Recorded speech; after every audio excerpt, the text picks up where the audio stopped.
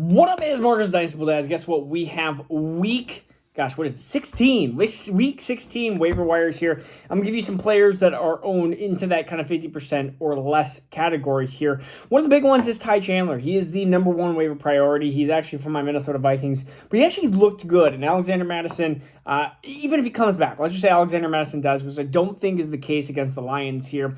I think that he has kind of secured himself into at least the fans here. Me knowing the situation the most of being a Vikings fan, Vikings fans are tired of Alexander Mattison. They really are. They're tired of his fumbling issues. They want to see Ty Chandler. They don't want to see Alexander Mattison touch the football as much as he has been. And Ty Chandler has looked good. He was explosive, and so he is easily the number one waiver priority pickup here.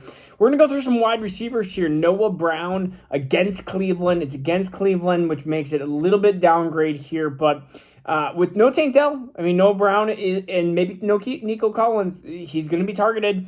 And right now, he's my number two waiver priority, even against Cleveland, which is going to be a tough matchup here. Number three is Curtis Samuel. I will say that if Jacoby Brissett is the starting quarterback, which probably is the case, Jacoby Brissett had his eyes on one player and one player only. It was Terry McLaurin. Besides the touchdown, that went to Curtis Samuel. So against the Jets, which are another tough defense.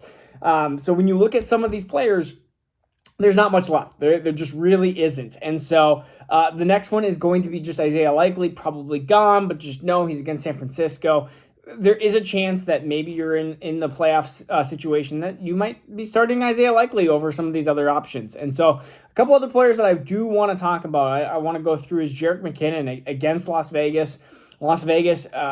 Although they stopped Austin Eckler, I think that Jerick McKinnon, as you see, has been a worthwhile touchdown type of ad. And he's a player that has super high upside. And it seems like whether it's Damian Williams, whether it's been Isaiah Pacheco, or whatever it might be, the running back on Patrick Mahomes playoff type of teams, the December type of teams, always seem to do really well, or it's even been Jerick McKinnon in previous times. And so I feel like you want a potential part of that Kansas City that receiving, rushing type of game. And I think that he trusts Jerick McKinnon. He's past that 30 years of age. And I think Patrick Mahomes just trusts him. And in fact, Jerick McKinnon threw a touchdown last week, which was kind of crazy. The next one I do want to talk about is Chase Brown. It's against Pittsburgh. And one of the biggest things is we saw Zach Moss in a brief stint tear apart through Pittsburgh's defense. I think Pittsburgh's falling apart. And when you tell me that Chase Brown, who looked like the better running back out of him and out of Joe Mixon, I want potentially that piece. I want to have that chance, especially in these situations that, again, might be extremely difficult. You might be staring down a matchup where you have Chase Brown or, I'm trying to think of it, like a Breece Hall. And yeah, I'm going Breece Hall, but Chase Brown is a potential player that could be an injury fill-in for some of these injured players. Zamir White, another one to note, he plays Kansas City. I just want to make sure that was right. Kansas City. And so, again, you're looking at a 1 week fill-in potentially, and he did well for his little stint. And he scored more fantasy points just now this last week against the Chargers than he had his entire career. Defenses, let's look through some defenses here. The Denver Broncos against New England, that's a huge one. And Chicago against Arizona. Arizona has been horrible, and Chicago's actually been a pretty good defense. They stopped Joe Flacco somewhat. Joe Flacco threw a ton of yards with 3 picks. And Chicago's Bears defense has actually been adequate. And Montez Sweat has been a really good addition to that team.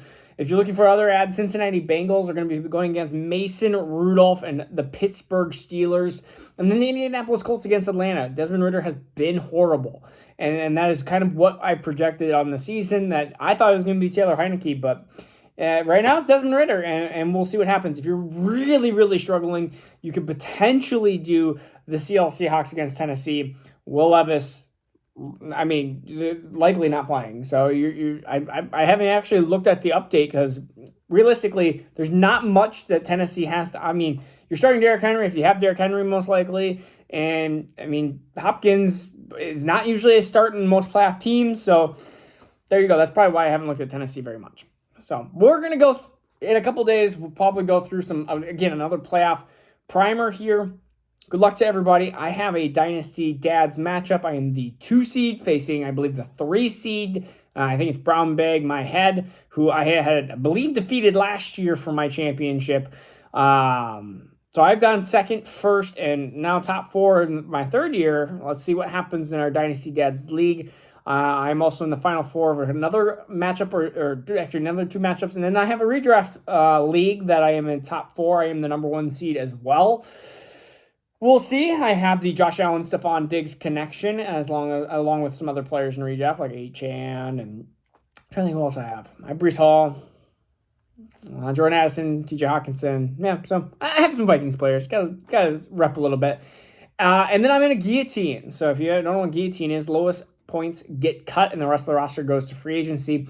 I am the final 3 of that, and my roster is all San Francisco, and I am worried about the Baltimore matchup, but I have Purdy, CMC, and Debo, and I have been loving life with that type of team and matchup for the last few weeks, probably month. Has been very fun. I've been destroying teams because of San Francisco.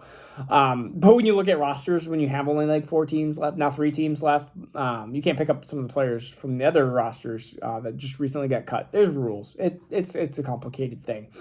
Just know that it's basically like having a 4 or 5 team league. I mean, the roster is like, I'm starting CMC and Kamara, and my wide receivers are like Devontae Smith, Amon-Ra St. Brown, Stephon Diggs, and I'm trying to think I have somebody else that's Debo. And so it's like your team is so stacked in every position. And like my tight end's Kelsey, which has actually been not very good lately. So again, I think those are always fun. So good luck to everybody. I know you probably didn't care for the last 2 minutes. And I will see you guys very soon. Peace out. Take care.